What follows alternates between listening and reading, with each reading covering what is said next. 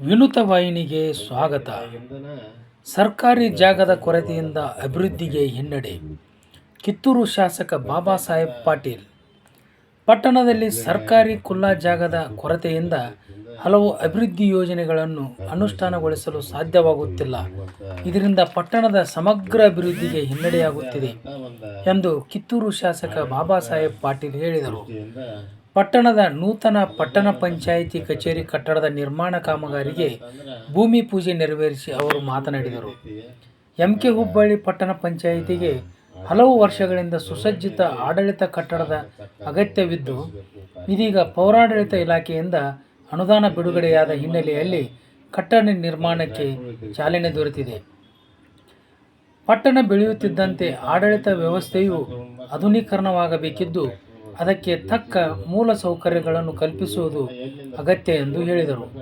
ಪಟ್ಟಣದಲ್ಲಿ ಹಲವು ರಸ್ತೆಗಳ ಅಭಿವೃದ್ಧಿ ಹಾಗೂ ಚರಂಡಿ ನಿರ್ಮಾಣ ಕಾಮಗಾರಿಗಳು ಬಾಕಿ ಇವೆ.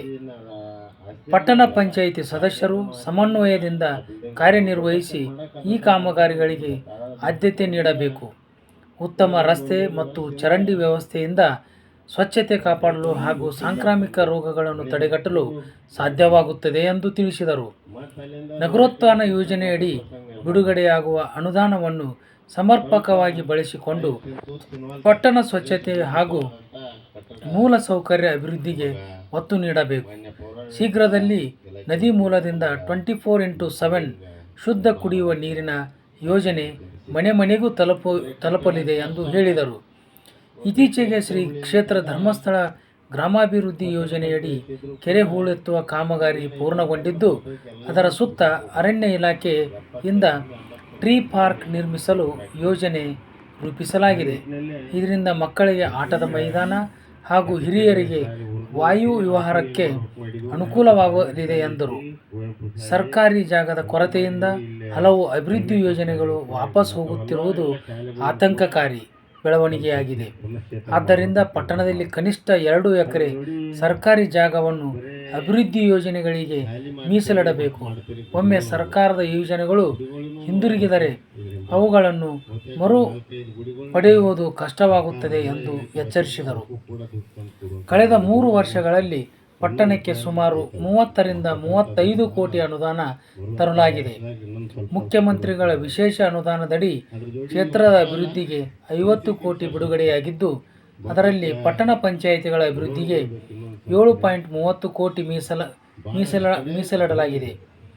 ಎಂಕೆ ಹುಬ್ಬಳ್ಳಿ ಪಟ್ಟಣಕ್ಕೆ 4.25 ಕೋಟಿ ಹಾಗೂ ಕಿತ್ತೂರು ಪಟ್ಟಣಕ್ಕೆ 3.25 ಕೋಟಿ ಅನುದಾನ ನೀಡಲಾಗಿದೆ. ಈ ಕಾಮಗಾರಿಗಳಿಗೂ ಶೀಘ್ರದಲ್ಲಿ ಭೂಮಿ ಪೂಜೆ ನೆರವೇರಿಸಲಾಗುವುದು ಎಂದು ತಿಳಿಸಿದರು. ಪಟ್ಟಣ ಪಂಚಾಯಿತಿ ವ್ಯಾಪ್ತಿಯ ಕೃಷಿ ಜಮೀನುಗಳಿಗೆ ಸಂಪರ್ಕ ಕಲ್ಪಿಸುವ ರಸ್ತೆಗಳನ್ನು ಅಭಿವೃದ್ಧಿಪಡಿಸುವ ಕೆಲಸಕ್ಕೂ ಆದ್ಯತೆ ನೀಡಲಾಗಿದೆ. ಪಟ್ಟಣದಲ್ಲಿ ಅಗತ್ಯವಿರುವ ಪ್ರದೇಶಗಳನ್ನು ಗುರುತಿಸಿ ಅಭಿವೃದ್ಧಿ ಕಾಮಗಾರಿಗಳನ್ನು ಕೈಗೊಳ್ಳಬೇಕು. ಈಗ ಆರಂಭವಾಗಿರುವ ಪಟ್ಟಣ ಪಂಚಾಯಿತಿ ಕಟ್ಟಡ ಕಾಮಗಾರಿ ನಿಗದಿತ ಅವಧಿಯಲ್ಲಿ ಪೂರ್ಣಗೊಳ್ಳಬೇಕು. ಯಾವುದೇ ರೀತಿಯ ಕಳಪೆ ಕಾಮಗಾರಿಗೆ ಅವಕಾಶ ನೀಡದೆ ಸದಸ್ಯರು ಹಾಗೂ ಸಾರ್ವಜನಿಕರು ನಿಗಾವಹಿಸಿ ಸಹಕರಿಸಬೇಕು ಎಂದು ಶಾಸಕ ಬಾಬಾ ಸಾಹೇಬ್ ಪಾಟೀಲ್ ಕರೆ ನೀಡಿದರು. ಪಂಪ್ ಮಾಡಿ ನಿಮ್ಮ ಊರಿಗೆ ಕೊಡುವಂಥದ್ದಾಗ ನಿಮಗೇನಂತ ನೀರಿನ ಪ್ರಾಬ್ಲಮ್ ಇಲ್ಲ ಎಂಟುಗಳಿಗೆ, ಆದರೂ ಕೂಡ ಸ್ವಚ್ಛವಾದಂಥ ಸರ್ಕಾರದ ಒಂದು ನಿಯಮ ಏನಂತಂದ್ರೆ ಪೋರ್ಟೇಬಲ್ ವಾಟರ್, ಬೋರ್ನಿಂದ ನೀರು ಕುಡಿಬಾರ್ದಂತ. ಇವತ್ತಿನ ಕಾಲದಾಗ ಹೊಳಿದು ಕೆಲವು ಕೇರಿದು ಮಳೆ ನೀರು ಕುಡಿಬೇಕಾಗೈತಿ. ಅದಕ್ಕೆ ಹೊಳಿದ ಬಂದು ನಿಮಗೆ ಮುಗಿಸುವಂಥ ಕೆಲಸ ಮಾಡ್ತೇವೆ. ಬಹುತೇಕ ಇನ್ನೊಂದು 5-6 ತಿಂಗಳು ಹಿಡಿತೈತಿ. ಇಲ್ಲೈತಿ ಬರೀ ಪಟ್ಟಣ ಬೆಳೀತಂತಂದ್ರೆ ಬಹುತೇಕ ಸುಮಾರು ಒಂದು 18-20 ಸಾವಿರ ಜನಸಂಖ್ಯೆ ಇರುವಂಥ ಊರ. ಎಲ್ಲಿ ಹೋದ್ರೆ ನಿಮ್ಮ ಊರಾಗ ಒಂದು ಜೋಕಾಲಿ ಸಿಗೋಲ್ಲ ಸಣ್ಣ ಹುಡುಗರಿಗೆ ಆಡಕ್ಕೆ. ಅದೇ ರೀ ನಿಮ್ಮ ಮಕ್ಕಳು ಇರಲಿ ಮೊಮ್ಮಕ್ಕಳನ್ನ ಕರ್ಕೊಂಡು ಹೋಗಿ ಎಲ್ಲೇ ಅಡ್ಡಾಡಿ ಬರ್ತೇವೆ ಅಂತಂದ್ರೂ ಒಂದು ಜಾರಗುಂಡಿ ಸಿಗಲ್ತು, ಒಂದು ಜೋಕಾಲಿ ಸಿಗಲ್ತು, ಒಂದು ಸುಸಜ್ಜಿತವಾಗಿ ವಯಸ್ಸಾದವ್ರಿಗೆ ಅಡ್ಡಾಡಕ್ಕೆ ಟ್ರ್ಯಾಕ್ ಸಿಗಲ್ತು.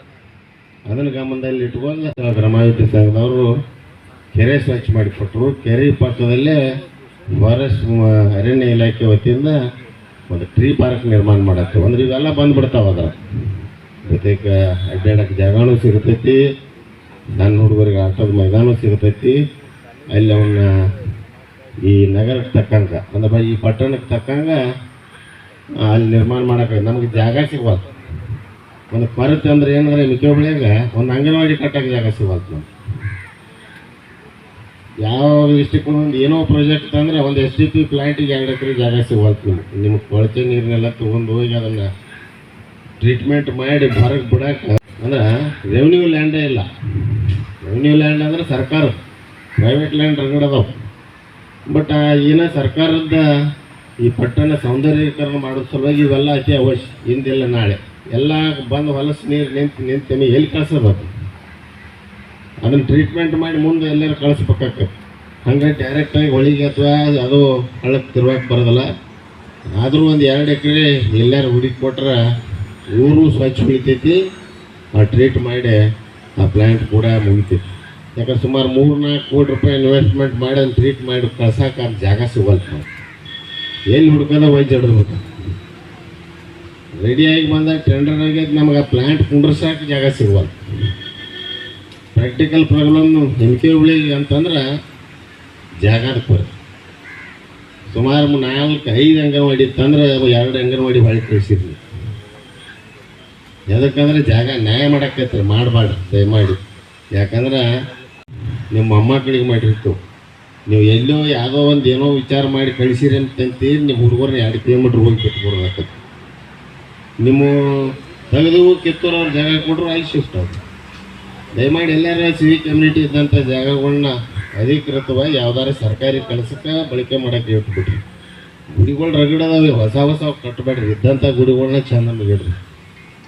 ಇದ್ದಂಥವು ಏನದಾವ ಅವ್ನು ಚಂದಮ್ಗೆ ಇಟ್ಕೊಂಡ್ರೆ ಮತ್ತು ಹೊಸ ನಿರ್ಮಾಣ ಮಾಡೋ ಬದಲಿ ಅಂಗನವಾಡಿ ಬರ್ತಾವೆ, ಮತ್ತೊಂದು ಯಾವುದೋ ಸರ್ಕಾರಿ ಕಚೇರಿ ಬರ್ತೈತೆ. ಮತ್ತೊಂದು ಬಂದಾಗ ನಿಮಗೆ ಜಾಗನೇ ಇಲ್ದಿದ್ರೆ ಮತ್ತೆ ಬೇಸಿಕ್ ಇನ್ಫ್ರಾಸ್ಟ್ರಕ್ಚರ್ ಭಾಳ ಕೊರತೆ ಆಗ್ತದೆ.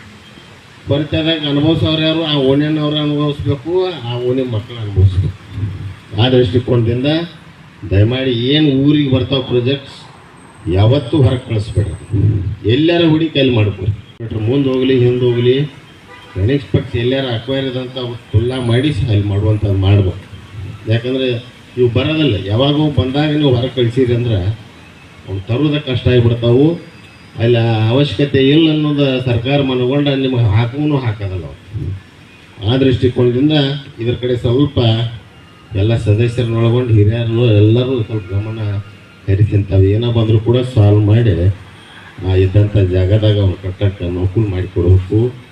ಅದರ ಜೊತೆಗೆ ಸುಮಾರು ಒಂದು 30-35 ಕೋಟಿ ರೂಪಾಯಿ ಈ 3 ವರ್ಷ ಅವಧಿಯಲ್ಲಿ ನಿಮ್ಮ ಊರಿಗೆ ಬಂದೈತಿ.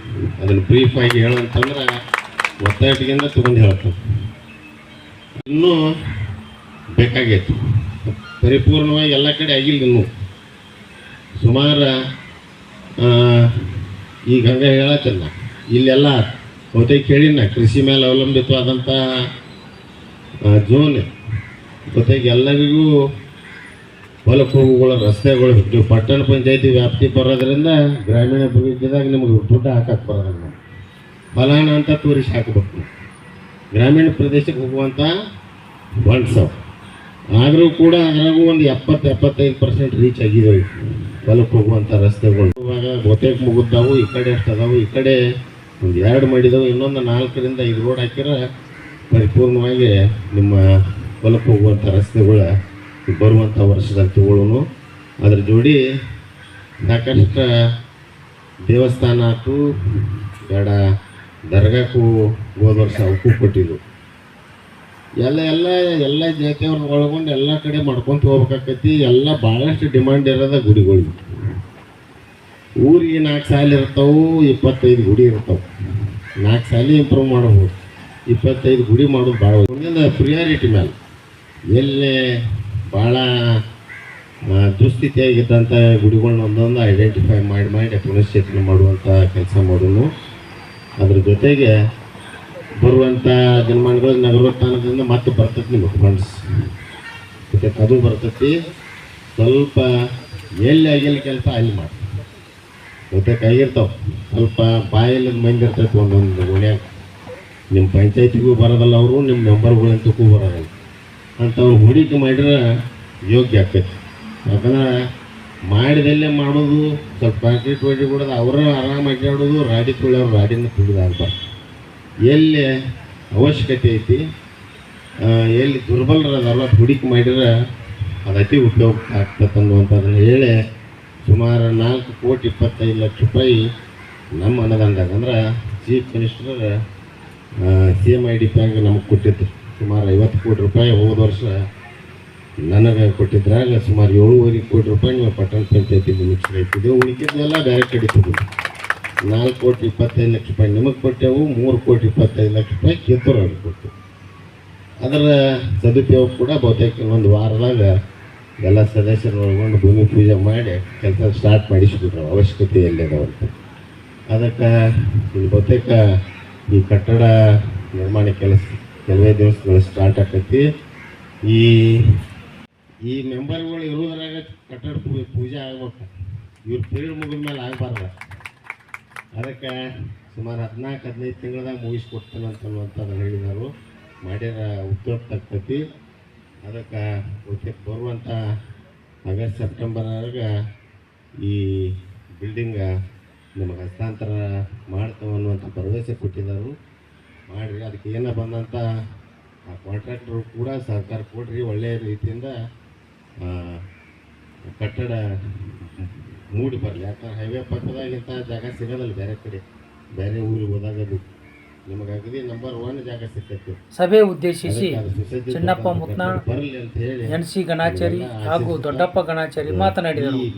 ಈ ವೇಳೆ ಪಟ್ಟಣದ ನಾಗರಿಕರಾದ ಫಕೀರಪ್ಪ ಸಕ್ರಣ್ಣವರ್, ಶಂಕರ್ ಕಿಲ್ಲೆದಾರ್, ಶ್ರೀಶೈಲ್ ತಿಗಡಿ, ಅದೃಶಾನಂದ್ ಗದ್ದೇಳಿ ಶೆಟ್ಟಿ, ಭದ್ರಪ್ಪ ಕೊಡ್ಲಿ, ಶಿವನಪ್ಪ ವಾಲಿ ಉಪಸ್ಥಿತರಿದ್ದರು. ಪಟ್ಟಣ ಪಂಚಾಯಿತಿ ಅಧ್ಯಕ್ಷರಾದ ಸುರೇಶ್ ಮುತ್ನಾಳ್, ಉಪಾಧ್ಯಕ್ಷೆ ಲಕ್ಷ್ಮೀ ನಾಗನೂರ್, ಸದಸ್ಯರಾದ ತೇಮಪ್ಪ ಬಸರ್ಗಿ, ಗದಿಗವ್ವ ಜಂಗಳಿ, ದೊಡ್ಡಪ್ಪ ಗಣಾಚಾರಿ, ಪ್ರಕಾಶ್ ಗಿರ್ಜಿಮನಿ, ಮಂಜುನಾಥ್ ಕಡ್ಕೋಳ್, ಸಾವಿತ್ರಿ ಹೊನ್ನಣ್ಣವರ್, ಪ್ರಕಾಶ್ ಕೊಡ್ಲಿ, ಸುಶೀಲಾ ಗಣಾಚಾರಿ, ಸುಬಾನಿ ಅಗಶಿಬಾಗಿಲ್, ಪರ್ವೀನ್ ನಬುವಾಲೆ, ಸಮೀರ್ ಪಟೇಲ್, ಮಂಗಳಾ ದೇಮಟ್ಟಿ ಹಾಗೂ ಪಟ್ಟಣ ಪಂಚಾಯಿತಿ ಮುಖ್ಯಾಧಿಕಾರಿ ರವಿಶಂಕರ್ ಮಾಸ್ತೋಳಿ ಮಠ್ ಉಪಸ್ಥಿತರಿದ್ದರು.